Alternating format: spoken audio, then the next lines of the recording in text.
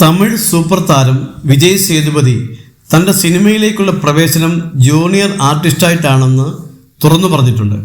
മലയാളമടക്കം മിക്ക തെന്നിന്ത്യൻ ഭാഷകളിലും തൻ്റെ കഴിവ് തെളിയിച്ച താരം കൂടിയാണ് വിജയ്. കത്രീന കൈഫിൻ്റെ നായകനായി എത്തുന്ന മേരി ക്രിസ്മസ് ആണ് വരാനിരിക്കുന്ന പുത്തൻ ചിത്രം.